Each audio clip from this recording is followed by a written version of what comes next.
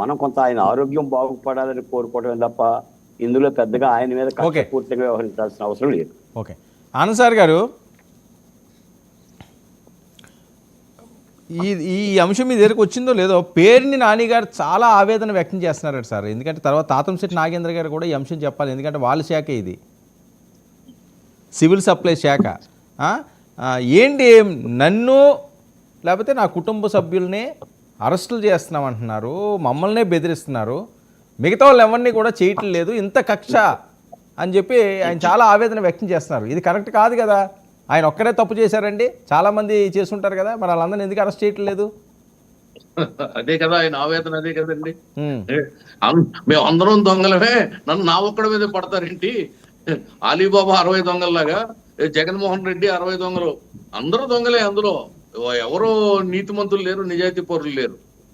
ప్రజలు ఎందుకు ఈవేళ 11 సీట్లకి పడగొట్టేశారనేది అంతర్మదనం చేసుకోవాలి వైసీపీ పార్టీ. పేరు నాని గారు ఒక పక్కకు వచ్చినట్టు కనపడుతున్నాడు ఆ మాటతోటి. ఏంటంటే నేను ఒక్కడైనా అవినీతి చేశాను ఆనాడు ఆ మంత్రివర్గంలో, లేకపోతే ఆ కేబినెట్ లో, ఆ ప్రభుత్వ హయాంలో నా మీదే పడతారా మాటి మాటికి, ఏంటిది మిగతా వాళ్ళ పని చూడరా అని పాపం రిక్వెస్ట్ చేసుకుంటున్నాడు ఇండైరెక్ట్ గా గవర్నమెంట్ ని, లోకేష్ గారిని, లేకపోతే చంద్రబాబు నాయుడు గారిని, పవన్ కళ్యాణ్ గారిని. కాబట్టి వాళ్ళ నోటుతో వాళ్ళు నిజాలు ఒప్పుకునే రోజు అతి దగ్గరలో ఉంది సార్. ఒప్పుకోకపోయినా చట్టం బయట పెట్టే అవకాశం అతి త్వరలో ఉంది. ఇందులో కాంప్రమైజ్ అనేది లేదు. ఎందుకంటే రాష్ట్రాన్ని ఒక రకంగా అత్యాచారం చేసింది వైసీపీ పార్టీ 5 ఏళ్ళు రాష్ట్రాన్ని. అది కోలుకోవడానికి ఈవేళ 10 నెలలు టైం తీసుకుంది. ఇప్పుడు కదా రాష్ట్రం, ఎప్పుడన్నా మీరు చూడండి, నేను 72లో మా నాన్నగారు ఫస్ట్ టైం ఎమ్మెల్యే అయ్యారు. అప్పుడు ఆ అసెంబ్లీలో కల్చరల్ ప్రోగ్రామ్ జరిగాయి, స్పోర్ట్స్ జరిగాయి, ఆ సినీ మొన్న కూడా జరిగినాయి కదండి. ఏమండి 25లో కూడా జరిగినాయి కదా. కాదు సార్ చెప్తున్నా, అదే అప్పుడు అంటే ఆ రోజులు మళ్ళీ చంద్రబాబు నాయుడు గారు ఇవాళ గుర్తు చేశారు. అసెంబ్లీలో కల్చరల్ ప్రోగ్రామ్స్ పెట్టి, ఆ ఎమ్మెల్యేలతోటి ఆ కార్యక్రమాలు నడిపించి, స్పోర్ట్స్ పెట్టి చేశారు. 5 ఏళ్ల కాలంలో అసెంబ్లీలో అటువంటి సుహృద్భావ వాతావరణం ఎప్పుడన్నా ఉందా? ప్రజలు ఎంత ఎంజాయ్ చేశారు. మీ వాయిస్ మ్యూట్ లో పెట్టుకోండి నాగేంద్ర గారు. ప్రజలు ఎంత ఎంజాయ్ చేశారు దాన్ని. ఎప్పుడు చూసినా అసెంబ్లీలో పరనింద ఆత్మస్తుతి, ఏదో వీడియో ప్లే చేయడం, చంద్రబాబు నాయుడు గారు ఇలా మాట్లాడారని చెప్పడం. సరే, ఇప్పుడు ఏంటి మిగతా వాళ్ళు ఎప్పుడు అరెస్ట్ చేస్తారు చెప్పండి. మరి వాళ్ళందరూ ఉన్నారు కదా, ఈయన ఆయన ఎంపైర్నే కూడగొడతా అన్నారు, మీ ద్వారం పూడిది, మరి అతన్ని ముట్టుకోలేదు. Civil supply Reddy, rice Reddy అని మీరే అంటారు, ఆయన పెద్ద దొంగ అని మీరే అంటారు.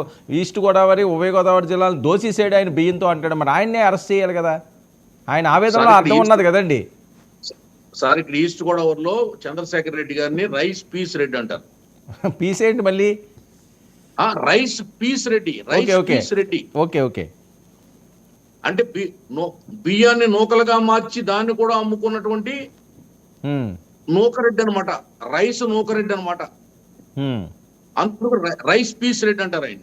కాబట్టి ఎవరు దొంగతనం చేసిన వాళ్ళు ఎవరైనా సార్, దొంగతనం, అబద్ధం, మోసం 6 నెలల తర్వాత అయినా బయటపడతారు. ఇది ఎవరు ఆపలేరు. కాబట్టి ఇవాళ విడుదల రజనీ గారు ఏమైంది, ఇవాళ లిక్కర్ స్కామ్ ఏంటి పరిస్థితి, పేరు నాని గారి పరిస్థితి ఏంటి, ఏ మంత్రి అవినీతి మనకంటుకోకుండా ఆ కేబినెట్ లో ఉన్నారు చెప్పండి? సాక్షాత్తు ముఖ్యమంత్రే పీకల లోతు అవినీతిలో మునిగిపోయిన వ్యక్తి కదా.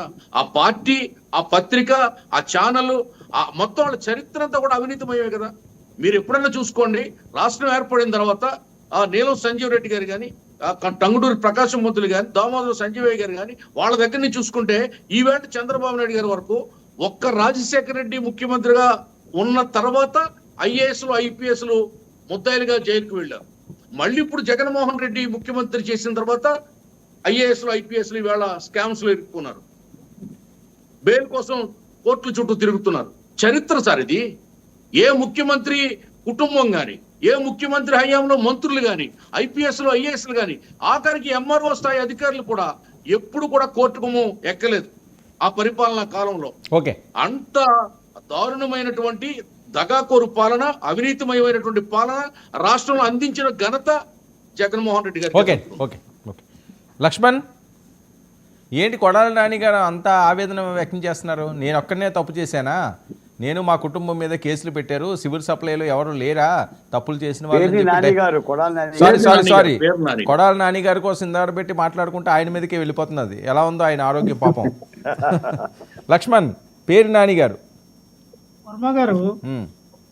ఇక్కడ ఏంటంటే వీళ్ళు ప్రతి ఒక్క నెల ఒక్కొక్క సబ్జెక్ట్